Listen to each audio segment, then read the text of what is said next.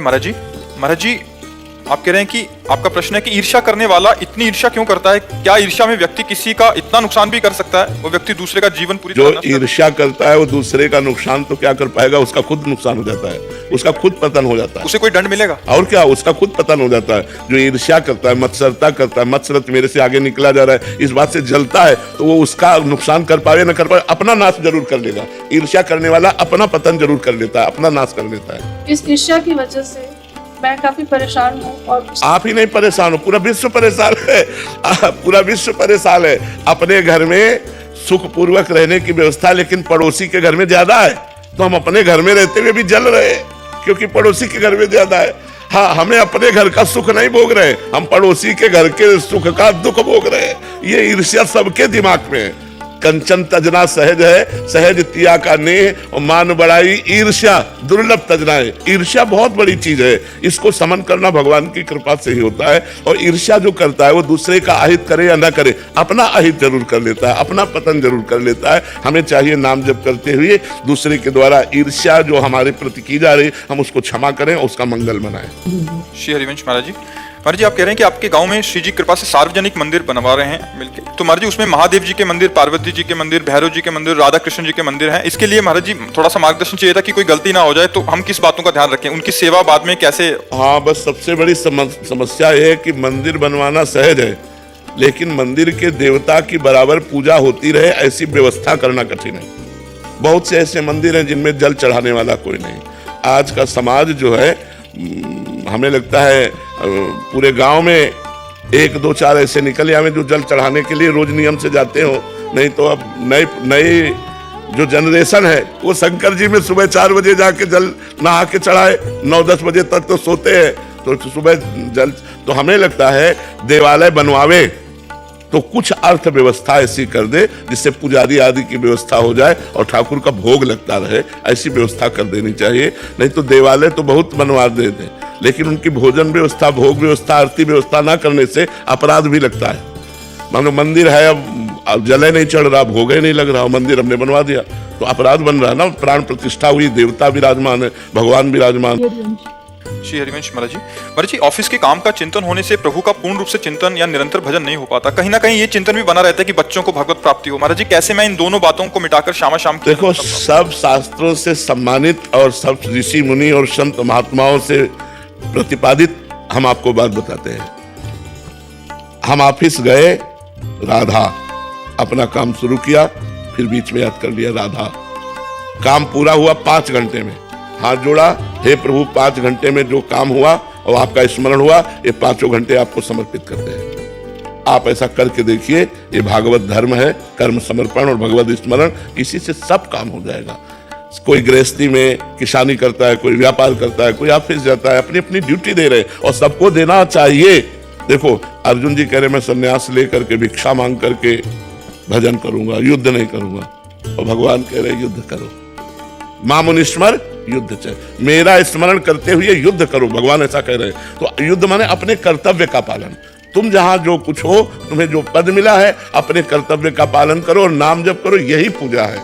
इसी से भगवत प्राप्ति हो जाएगी, घबराने की जरूरत नहीं है। मान लो आप ऑफिस में बैठे, तो ऑफिस का जब काम कर रहे हैं उस समय नाम जप नहीं हो पाएगा, क्योंकि मन एकाग्रता से हम जब काम करेंगे तो नाम जप हम भूल जाएंगे। तो जब हमें अंगुली रुके, मान लो लैपटॉप से राधा, हम अगर 5 घंटे में 10 बार राधा राधा बोल लेते हैं और 5 घंटा समय भगवान को समर्पित कर देते हैं, वो भगवत प्राप्ति के योग्य हो जाएगा। वो आपको भगवत प्राप्ति के मार्ग में चलाएगा। लेकिन स्मरण आवश्यक है। भगवान को प्रणाम करके अपने ऑफिस में बैठो और भगवान को प्रणाम करके कर्म समर्पण करके ऑफिस से निकलो, पूजा ही हो गई आपकी। भगवान वो काम में तदात्मता होती है तो कई घंटों तक नाम छूट जाता है, चिंतन भी नहीं बनता। हाँ, कई घंटे तो हमें लगता नहीं। एक बार 1 सेकंड के लिए रुके, राधा बोल दी, क्या चला गया? इसके लिए तो हम सावधान रहे। कई घंटे निकल गए, भगवान नाम, मुझे ऐसा नहीं लगता कोई काम जिसमें हमको 1 सेकंड का अवसर न मिले। मान लो आप राधा बोले, राम बोले, शिव बोले, कृष्ण बोले, कृष्ण काम, कृष्ण, फिर काम, कितना सुंदर बढ़िया भजन बन जाए। हमें लगता है कि हमारी थोड़ी कमजोरी है, अगर हम अभ्यास को पुष्ट करें तो हो सकता है, नाम जप करते हुए हो सकता है। देखो, हम इतनी देर से आपसे बात कर रहे हैं तो आपको लग रहा होगा कि हम नाम छोड़े हुए हैं। नहीं, हमारे दिमाग में यहाँ बार बार राधा लिखा जा रहा है, आपके सामने बैठे आपके चेहरों पे राधा राधा राधा। हम बोल नहीं रहे, बोल रहे हैं बातें, लेकिन हमारा दिमाग काम कर रहा है, क्योंकि अभ्यास योग युक्त चेतसा नाम निगम, जो अभ्यास किया जाता है वही दिमाग में छा जाता है। जैसे आप हमारी बातें ही केवल नहीं सुन रहे, अंदर कुछ और चल रहा है ना, जहां तुम्हारे कुछ और चल रहा है वहां हमारे चल रहा है। ये बात समझ ली। तो अभ्यास अगर हम कर ले तो हम दो काम एक साथ कर सकते हैं। हमारे मन में इतनी क्षमता है, हम दो काम एक साथ कर सकते हैं। अब अभ्यास की बात होती, देखो ड्राइवर बीड़ी भी पी रहा है, बगल वाले से बात भी कर रहा है, हंस भी रहा है, लेकिन वो सब कुछ नहीं कर रहा है। उसकी पूरी एकाग्रता ड्राइविंग पर है, पूरी एकाग्रता लक्ष्य पे है, पर एकाग्रता वहां रखते हुए भी वो हंस भी लेता है, वो बात भी कर लेता है, वो देख भी लेता है, लेकिन उसकी पूरी दृष्टि रोड पे है। जरा सा चूके कि एक्सीडेंट हो जाएगा, ऐसे हमें चलना है कि हमें बात भी करनी है, हमें हंसना भी है, लेकिन हमारी एकाग्रता भगवान पे रहे। एकाग्रता है जो भगवान पे रही कि मैं भगवान का कार्य कर रहा हूं, तो आपकी वो भक्ति हो जाएगी। रसखान गोविंद ही यूं भजिए जो नागरिक को चित गागर में, जैसे ब्रजवासिनी गोपियां 3-3 मटकी ऊपर जल की रखे हुए, हाथ में बाल्टी है, रस्सी है, और बात करती हुई हंसती हुई जा रही, लेकिन पूरी एकाग्रता सर पे है कि जरा सा बैलेंस बिगड़ा कि पूरी मटकी आ जाएगी नीचे। रसखान गोविंद ही यूं भजिए जो नागरिक को चित गागर में, ऐसे हम गोविंद का भजन करें। चरणों में कोटि कोटि प्रणाम। महाराज जी, आपने एक बार सत्संग में बोला कि सेवा से तन की शुद्धता होती है और सुमिरन से मन की। इसमें तन की शुद्धता का आश्रय महाराज जी कैसे समझें कृपया? हाँ, तन से हमारे पाप कर्म होते हैं। जब हमारा शरीर शुद्ध हो जाएगा तो हमारे शरीर से पाप कर्म नहीं होंगे। पाप कर्म की व्याख्या कहाँ तक करे? जो धर्म विरुद्ध है, शास्त्र विरुद्ध है, जिसमें किसी को दुख पहुंचता है, किसी की हिंसा होती है, ऐसे कोई भी कार्य जिसका शरीर शुद्ध हो गया है उससे नहीं। तो शरीर शुद्ध होने को तो निष्पाप शरीर, पवित्र शरीर, तो जहां चरण रख दे वो स्थान पवित्र हो जाए। तीर्थी कुर्वन्ति तीर्थानि, वो तीर्थों में भ्रमण करता है, तीर्थों को तीर्थत्व प्रदान करने के लिए इतना पवित्र हो जाता है। सेवा से शरीर पवित्र हुआ तो शरीर का राग नष्ट हो गया, मन पवित्र हुआ तो मन की चंचलता नष्ट हो गई। मन और तनय में तो हमारी आसक्ति है, तो हम अनासक्त होकर भगवान से प्रेम करने लगे। तो हमारा शरीर जब तक अपवित्र है तब तक इसमें राग रहता है, और जब शरीर पवित्र हो जाता है तो इससे भी वैराग्य हो जाता है। तो जब शरीर से भी वैराग्य हो जाए, कोई पाप कर्म न बने, तो समझना चाहिए शरीर पवित्र हो गया। और जब मन निरंतर भगवान का चिंतन करे, भगवान के चिंतन में पुलकित हो जाए, रोमांचित हो जाए, तो समझना चाहिए मन पवित्र हो गया। जब मन और तन पवित्र हो गया तो भगवान का स्वरूप अपने आप अनुभव में आने लगता है। महाराज जी, आपके श्रीमुख से सुना है कि मूल तो मन ही है महाराज जी, शरीर की क्रियाएं कराने वाला। हाँ, पर मन लगा शरीर में है ना, मन शरीर में लगा है। अगर हमारा शरीर अपवित्र है तो अपवित्र क्रियाओं की बढ़ोतरी करेगा मन, अगर शरीर पवित्र है तो इनका कनेक्शन है। अच्छा, इसीलिए पवित्रता का निर्वाह। हाँ, इसीलिए हम स्नान, कपड़े पवित्र, पवित्रता, जिससे हमारा मन पवित्र हो। मूल तो मन में आएगा, पर मन स्थूल शरीर में फंसा हुआ है। तो स्थूल शरीर जब हमारा पवित्र होगा तो सूक्ष्म शरीर में मन आता है, वो भी पवित्र हो जाएगा, और कारण शरीर में स्वभाव आता है, वो भी पवित्र हो गया। तीनों पवित्र हो गए तो आप तो परम पवित्र है ही, आत्मस्वरूप है, आपको अनुभव होने लगेगा। जैसे स्वच्छ और निर्मल जल में नीचे क्या पड़ा है ये हमें दिखाई दे देता है, ऐसे परम पवित्र निश्चल मन में भगवान के स्वरूप का अनुभव। इंद्रियाणाम मनश्शास्त्र में भगवान गीता जी में कहते हैं, इंद्रियों में मैं मन हूं, तो वो अनुभव में आने लगते हैं। महाराज जी, आपने जीवन में इतने कष्ट अकेले ही सहे हैं महाराज जी। हम तो कुछ थोड़ी सी भी प्रतिकूलता या फेल होने पे एकदम हारा हुआ फील करते हैं महाराज जी। इस समय में महाराज जी अपने आप को कैसे संभाले महाराज जी? अब दिमाग में बस वही घूमता रहता है। भगवान के नाम जप में और भगवान के चरणों के आश्रय में बहुत बड़ा बल है। अगर हम भगवान का आश्रय न लिए होते तो हमारी दुर्गति हो जाती। आज भी जैसे कष्टमय शरीर है, लेकिन भगवान के आश्रय में है तो एक आनंद है, एक शीतलता है। भगवान के आश्रय के बिना विपत्तियों से, दुख से, संकट से नहीं हटा जा सकता। एक तो आई हुई विपत्ति होती है, हम लोगों ने तो जानबूझ के कष्ट सहे, नियम पूर्वक, मांगना ही नहीं है, जो सामने आ गया वही पाना है। कई दिन भूखे रहना, गर्मी सर्दी बरसात सब सहना, पर प्रभु के लिए तो उन्होंने ऐसी सामर्थ्य दे दी जो अब कष्ट लगता ही नहीं है, अब कोई दुख लगता ही नहीं है। सुख से डर लगता है, बड़ाई से डर लगता है, अब गाली देने वाले से डर नहीं लगता, अपमान करने वाले से डर नहीं लगता। ये भगवान की कृपा से होता है। इसलिए नाम जप करो, भगवान का आश्रय लो, तो बहुत बल है भगवान में, बहुत बल है। सबसे बड़ा अगर जीवन में कष्ट कोई अनुभव में होता है तो अकेलापन का होता है, नहीं होता? कोई तो हो, जहां बचपन से कोई नहीं है प्रभु के सिवा, ना भी है। अब तो आखिरी फिल्म चल रही है तो जीवन के पूरे जीवन की फिल्म थी, अब उसका अंतिम निर्णय चल रहा है, कब राधे श्याम हो जाए। ये तो पक्का बच्चा, आज नहीं तो कल, कल नहीं तो परसों, परसों नहीं तो बरसों चाहे निकल जाए, पर जाना तो है इला। इसका नाम मृत्यु लोक है, मृत्यु लोक में जाना तो पड़ता ही है। तो हम सबसे बड़ी बात बता रहे हैं, यदि भगवान को अपना दोस्त मानोगे, भगवान को अपना मानोगे, तो कभी निराश नहीं होगे। तो नाम जप और भगवद आश्रय, ये दो बातें ऐसी है जो हमारे जीवन को पुष्ट कर सकते हैं। महाराज जी जाने की बात ना किया करें, हिम्मत बहुत नहीं कष्ट होती। होता है। इस लोक का नाम क्या है? मरना तो पड़ेगा ही आज, देख के भी दुख होता है महाराज। हाँ, पर अब जाना तो पड़ेगा ही ना, आज नहीं तो कल, कल नहीं तो परसों। ये तो लोक है, मृत्यु लोक है, यहाँ ट्रांसफर होना ही है, सबको जाना है। जाने की तैयारी कर लो, जो पहले से तैयार न थे, पछता पछता कर चले गए। हम तुम सबको जाना है। रहे न रावण सम अभिमानी, हिरण्याकश्यप सम वरदानी, यहाँ सबको जाना है। इसलिए नाम जप करो और भगवान से प्यार करो। जहाँ जाना है वो ठिकाने की याद करो, तुम्हें कहाँ जाना है। जैसे अपने लोगों को है कि निकुंज जाना है, श्री जी के पास जाना है। जब तक शरीर है उनका जस गा रहे हैं, शरीर छूटा, अपने प्यारे के पास पहुंच गए, अपने घर पहुंच गए। आए मिले परिवार आपने, हरि हंसी कंठ लगायो, भाग बड़ो वृंदावन पाए। दिव्य वृंदावन, हमारे प्राण प्यारे जिनका जीवन भर आश्रय लिए रहे, वो प्रिया प्रीतम प्रभु मिलेंगे तो एक आनंद है। मरना भी आनंदमय है, मरने से सब जग डरा, मेरो मन आनंद, कब मरी हो कब भेटी हो पूर्ण परमानंद, कब अपने पूर्ण परमात्मा से मिलूंगा। आज चिंतन ही नहीं हो पाता कि आप चले जाओगे तो क्या होगा, चिंतन ही नहीं हो पाता। नहीं, वाणी रहेगी, शरीर तो भले ना रहे, वाणी तो रहेगी ना। प्रेमानंद की वाणी तो रहेगी ना, वाणी संभालेगी, वाणी संभालेगी। ये बोला जाता है कि हर युग में जो अवतरण लेते हैं उनका एक कार्य सिद्धि होता है। अभी आपका कार्य सिद्धि नहीं हुआ, लोगों को उद्धार करता है प्रभु। अरे तो भगवान के ऊपर हो सकता है वो और जिला दे उनकी। वो नहीं हुआ प्रभु, ये भी बहुत लोगों को आपको रास्ता, हम लोग इसे पतित आदमी को आपने सही मार्ग दिखाया है। कभी ऐसी बात ना करें। एक संत भगवान ने आपको बोला था कि 80 वर्ष तक कुछ नहीं होगा आपको, तो महाराज जी हालत देख के लगती है, महाराज जी भी बहुत लोगों को आपको उद्धार करना है।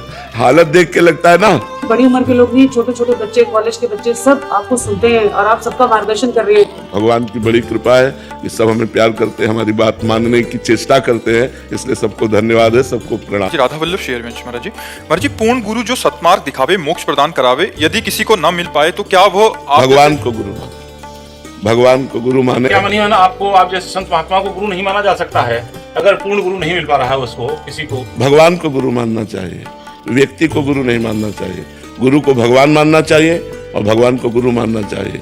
गुरु साक्षात परब्रह्म तस्मै श्री गुरुवे नमः। अगर व्यक्ति दिखाई दे तो गुरु नहीं बनाना चाहिए, अगर साक्षात परब्रह्म परमात्मा दिखाई दे तो गुरु मान लेना चाहिए। गुरु ब्रह्मा, गुरुर विष्णु, गुरुर्देव महेश्वरा, गुरु साक्षात परब्रह्म तस्मै श्री गुरुवे नमः। हमारे गुरुदेव पूर्ण परमात्मा है। जब ये भाव हो जाए तो गुरु बना लेना चाहिए। अगर व्यक्ति भाव रहे तो फिर भगवान को गुरु मान लो भाव से, क्योंकि व्यक्ति को गुरु बनाने से कल्याण नहीं होगा, गुरु को व्यक्ति मानने से कल्याण नहीं होगा, गुरु को ब्रह्म मानने से। वैसे सर्वम खल्विदम ब्रह्म, सब भगवान के ही स्वरूप है, लेकिन गुरु साक्षात परब्रह्म गुरु तो साक्षात परब्रह्म स्वरूप। गुरु और भगवान में भेद दृष्टि रखना ये अज्ञानता की दृष्टि है। लेकिन हम कहते हैं जब तक ये अज्ञानता बनी रहे तो वंदे कृष्णम जगत गुरु, भगवान को गुरु बनाकर नाम जप करना चाहिए। पाप आचरण आपकी कृपा बल से छोड़ दिए हैं 1.5 साल पहले से, प्याज लहसुन मांस मदिरा, मतलब सभी। महाराज जी, आपने एक सत्संग में कहा था कि मैं अगर मर भी जाऊं तो मेरे वचनों पर आजीवन चलना, किसी की गुलामी का शिकार मत होना,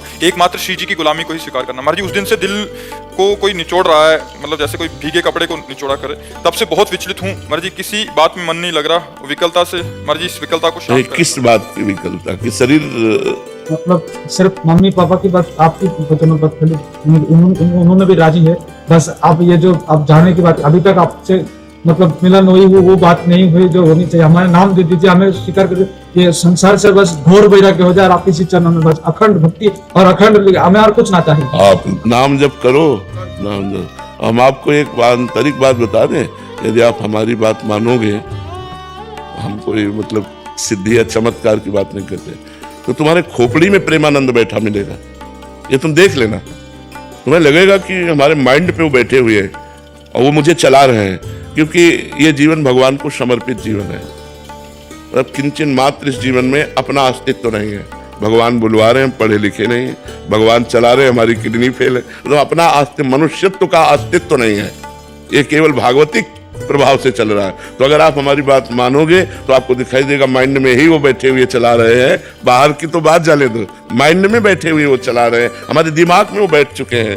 जो बाबा ने ये बोला है, बाबा ने ये बोला है, बाबा ने कहा ऐसे चलना है, ये माइंड में बैठना होता है। तो माइंड में बैठ करके ही तुम्हें भगवत प्राप्ति कर। महाराज जी, क्या भाग्य हमारे जीवन को नियंत्रित करता है या हमारे प्रयास और प्रार्थना हमारे जीवन को बदल सकती है? नहीं, भाग्य नियंत्रित करता है। कब तक? जब तक हमारा प्रयास आध्यात्मिक नहीं होता। आध्यात्मिक प्रयास होने पर भी भाग्य अपना प्रभाव दिखाता रहता है, लेकिन वो हमको परास्त नहीं कर सकता। आध्यात्मिक उन्नति होने पर हम अपने नए प्रारब्ध की रचना कर सकते हैं, नए भाग्य की रचना कर सकते हैं, लेकिन वो केवल आध्यात्मिक प्रयास से ही होगा, भौतिक प्रयास से नहीं। भौतिक प्रयास की सफलता और असफलता ये पूर्व भाग्य पर आधारित है। हानि लाभ जीवन मरण जस अपजस विधि हाथ, माने विधाता के हाथ में जो तुम्हारे कर्मों के अनुसार विधान रख दिया गया है। अब उसको भोगते हुए हम नए जीवन को, हाँ, तो हम उस आध्यात्मिक मार्ग से ही चल सकते हैं, तब हम प्रकाशित कर सकते हैं नए जीवन को। नहीं तो वो कर्म के आधार पर भाग्य पर ही निर्धारित रहेगा, वो स्वयं में इतना प्रबल नहीं है। स्वयं में प्रबलता पुरुषार्थ अध्यात्म की, भजन की, तपस्या की, व्रत की, नियम की, तीर्थयाटन की, इनको जो हम करते हैं तो हम अपने भाग्य का परिवर्तन कर सकते हैं। आगामी, वर्तमान को नहीं, आगामी भाग्य का परिवर्तन। महाराज, कर्म से भाग्य बनते हैं या भाग्य से कर्म? कर्म से भाग्य बनता है और भाग्य से उसका फल मिलता है, सुख या दुख। कर्म से हमारा भाग्य बनता है और भाग्य के परिणाम में सुख या दुख मिलता है। तो हमें नवीन कर्म जो आप करें वो सुख दुख दोनों से परे होने चाहिए। वो है भगवान का भजन जो परमानंद प्रदान करता है, सुख दुख से परे है। तो नाम जप करो और सारे कर्म भगवान को समर्पित कर दो, अभी जीवन आनंदमय हो जाएगा। ये भी होता है कभी आगे जब कर्म कर रहे हैं तो आगे का जन्म पता नहीं कहाँ जाएंगे। हाँ, बिल्कुल बिल्कुल। सुअर कुत्ता भी बन सकते हैं, चिड़िया पक्षी भी बन सकते हैं, देवता भी बन सकते हैं, मनुष्य भी बन सकते हैं, कर्म के अनुसार। हाँ, जैसा हम कर्म करते हैं, कोई निर्णय नहीं। इसीलिए तो खूब नाम जप करना चाहिए। तो नाम जप बचा लेगा, नाम जप आपको आगे उन्नति प्रदान करेगा। महाराज जी, माला से ना कर सके तो क्या हर पल हम नाम लेते रहे, उसका भी उतना ही प्रभाव पड़ेगा जितना माला लेके करने से? माला तो एक निमित्त मात्र है। माला है जैसे और भी साधन है, ये एक निमित्त है। हमें भजन कराने में इनका बहुत बड़ा योगदान होता है। जैसे हमने देखा कि आज 40,000 हुए नाम जप, अब कल जब 30,000 में हम रोकेंगे तो हमें जलन होगी कि 10,000 का हमारा घाटा हो रहा है, यार कैसे पूरा करें 10,000 तो पूरा। अगर हम गिने ना होते तो ये प्रक्रिया ना होती। तो हमें लगता है गिनने से हमें ज्यादा लाभ मिलता है कि आज हमने 50,000 किए, चलो कल 40,000 किए थे, आज 50। अब 50,000 से नीचे उतरने में आपको अच्छा नहीं लगेगा। तो मुझे लगता है नए साधक को गिनकर करना चाहिए, माला से, काउंटर से, जैसे भी बने, तो उससे हमारी रुचि बनती है, वैसी संख्या बनती है। अब ऐसे हमारा घंटा भर मन लगा और कभी बिल्कुल ना लगा तो फिर वो ठीक नहीं रहेगा। एक नियत संख्या से जब किया जाता है तो हमारी भजन में प्रवृत्ति होने लगती है। अब जैसे आप रोज 50,000 नाम जप करो तो 50,000 का तो अभ्यास हो गया और 10-5,000 आप इस तरह में घसीट सकते हो, तो धीरे धीरे हम भजन वृत्ति बढ़ा सकते हैं। तो ऐसे हमें पता ही नहीं चला कितना जप हुआ। ये सिद्धों का है, जो सिद्ध हो गए हैं उनके श्वास प्रश्वास में भगवान नाम चल रहा है। अब उनको जपना तो है नहीं, वो तो स्वयं चल रहा है। साधक को जिसको जपना है उसको चाहिए माला, सुमिरनी, काउंटर आदि के द्वारा संख्या से, तो संख्या से ज्यादा जप होता है। फिर देख लो आपकी स्थिति क्या है। राधे राधे। महाराज जी, राधे राधे। महाराज जी, सामने वाला जब गुस्से में है तो मुझे कई बार ये समझ नहीं आता कि मुझे क्यों गलत कहता है। क्योंकि हम गलत किए हैं, आज नहीं तो कल, तभी हमें गाली पड़ती है, तभी हमसे कोई गुस्सा होता है। वो व्यक्ति गुस्सा नहीं होता, हमारा कर्म उसकी खोपड़ी में बैठ के गुस्सा दिलवा करके और हमको गाली दिलवाता है। हमारे पाप का मार्जन होता है। सही पूछो, यहाँ कोई ऐसे भी नहीं कर सकता। अगर ऐसे कर रहा है तो हमारा कर्म है और उसको प्रेरित करके वो ऐसे करवा रहा है। हम चूंकि वर्तमान को केवल देख रहे हैं, भूत को तो देखा नहीं। जैसे ए भाई, अगर तुम इनके भूत के कार्य को जानो तो तुम यही कहोगे भगवान ने सही किया। हाँ, भगवान ने सही किया, लेकिन हम भूत के कार्य को तो जानते नहीं। हम वर्तमान के दृश्य को देखते हैं। यहाँ जो भी हो रहा है हम अपने कर्मों का भोग रहे हैं, हम अपने अपने कर्मों का भोग रहे हैं। जैसे पूर्व में हमारे द्वारा जो कर्म होता है वो अधिक रूप लेकर के हमें दंड देता है। तो इसमें कर्म विधान है, भगवान का नहीं। बोले भगवान ने उसको प्यार किया, नहीं, भगवान के वो भी प्यारे थे, ऐसा नहीं था। भगवान सब मम प्रिय सब मम उपजाए, पर कर्म प्रधान विश्व रचि राखा, और जो जस करे ताज फल चाखा। इसमें चूंकि कर्म हमारा भूत में होता है, भूत के पर्दे में, उसे हम देख नहीं पाते, और वर्तमान में जब दंड मिलता है तो लगता है भगवान बड़ा निर्दयी, हमारा अकेला लड़का था 20 साल का, उसको भगवान ने मार दिया, हमने क्या किया, भगवान की पूजा की, भगवान की आराधना की, भगवान ने हमारे साथ क्या किया। ये जीव भगवान पर अश्रद्धा कर लेता है, जबकि ऐसा नहीं है। वो बड़े कृपालु हैं, पर उसकी आयु ही कर्म के अनुसार इतनी थी। अब आप पूजा करो या ना करो 20 साल में हो जाएगा।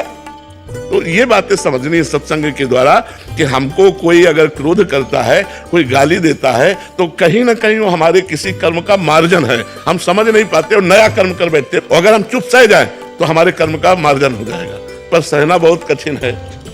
राधा वल्लभ श्री हरिवंश महाराज जी, आपके चरणों में कोटि कोटि प्रणाम। महाराज जी, क्या भौतिक कर्तव्यों को श्री जी को समर्पित करने मात्र से भगवत प्राप्ति संभव है? नहीं, नाम स्मरण करते हुए भौतिक कर्म को भगवत समर्पित करने वाला भगवत प्राप्ति कर लेगा। अगर नाम स्मरण नहीं है तो कर्म समर्पण से क्यों? भगवत स्मृति नहीं है ना, तो सांसारिक स्मृति बनी रही ना, तो फिर कर्म तो सांसारिक ही हुआ ना। वो स्मृति, यस्य स्मरण मात्रेण जन्म संसार बंधनात् विमुच्यते नमस्तस्मै विष्णुवे प्रभु विष्णुवे। स्मरण, भगवत प्राप्ति के लिए स्मरण की जरूरत है। अगर हमारी स्मृति संसार की है तो बंधन युक्त है, अगर हमारी स्मृति अंतःकरण से भगवत स्मृति हो रही, वो मोक्ष का स्वरूप है। मन ही बंधन और मोक्ष का कारण है। विषय चिंतन करने वाला मन बंधन का कारण है, और भगवत चिंतन करने वाला मन मोक्ष का कारण है। यदि आपका चिंतन विषय चिंतन हो रहा है तो आप कुछ भी क्रियाएं करें, परिणाम में तो आपको बंधन प्राप्त होगा। अगर भगवत चिंतन हो रहा है और कर्म शास्त्रीय विधान के अनुसार हो रहे हैं तो भगवत प्राप्ति निश्चित है। फिर कर्म समर्पण से भगवत प्राप्ति हो जाएगी। नाम जब जरूर चाहिए। अगर भजन नहीं है तो बारी मथे होए बरु सिकताते बरु तेल, बिनु हरि भजन न भवतरी, या सिद्धांत अपेल। ये अटल सिद्धांत है। अगर भगवान का भजन नहीं करोगे तो संसार समुद्र से पार नहीं हो पाओगे। भजन जरूरी है। सिद्ध महापुरुष भजन करते, साधक की बात क्या। हरिशरणम हरिशरणम सनकादि हर समय जपते रहते हैं। इसलिए भगवान नाम जप सब करो तभी कल्याण होगा। अरे महाराज जी, आपके चरणों में कोटि कोटि प्रणाम। महाराज जी, मेरा प्रश्न है कि कुछ वाणियां जी ऐसी हैं जिनका मैं व्याख्या नहीं पढ़ सकता, तो मैं चिदानंद को कैसे प्राप्त करूं जिससे वाणी जी की व्याख्या पढ़ने योग्य हो सकूं? नाम जप चिदानंद तत्व का ज्ञान करा देगा। जो राम राम नहीं बोल पाते थे, मरा मरा बोले ना, वो इतिहास की रचना कर दी संस्कृत से। भगवान की दिव्य लीलाओं को खुली आंख देखते हुए और उन्होंने रच दिया। नाम में इतनी बड़ी सामर्थ्य है। कौन सा चिदानंद तत्व है जो नाम के द्वारा अनभिज्ञता में रह जाए? नाम जप करो सब प्राप्त हो जाएगा। जो ककाहरा नहीं जानते थे उनके मुख से वेद उच्चारण होने लगे। नाम में अपार महिमा है। भले वो संस्कृत ना बोल पाए, लेकिन उनकी बात देख लो, किसी न किसी श्लोक में लिखी मिलेगी। उनके अंदर से जो भाव निकलेगा वो शास्त्र में लिखा मिलेगा। जो भगवान नाम जप करते हैं, और चाहे जितने बड़े विद्वान हो, अगर भजन नहीं कर रहे हैं तो भाव तरने का बात नहीं होगी। नामात्मा प्रवचने न लभ्या न मेधया न बहुना श्रुते न। बहुत बढ़िया प्रवचन कर ले संस्कृत से और भजन ना हो तो उससे भगवत प्राप्ति थोड़ी हो जाएगी। बहुत प्रवचन सुन ले और भजन ना हो तो भगवत प्राप्ति हो जाएगी क्या? भगवत प्राप्ति उसे होती है जो डट के भजन करता है। चाहे प्रणव का जप करो, चाहे राम जप करो, चाहे कृष्ण जप करो, डट के करो। तभी हट के और डट के, भोगों से हट के और डट के भजन करो। अभी सब चिदानंद तत्व का ज्ञान हो जाए। ऐसे चिदानंद तत्व का ज्ञान थोड़ी हो जाएगा। खूब जप करो, भजन करो। शास्त्र बिल्कुल पढ़ना ना आता हो तो संत जनों के श्रीमुख से शास्त्र ही तो निकलते। सरल भाषा में संतों ने शास्त्रों के अर्थ का गान किया है, उसे श्रवण करो और भजन करो, बढ़िया काम बन जाए। जी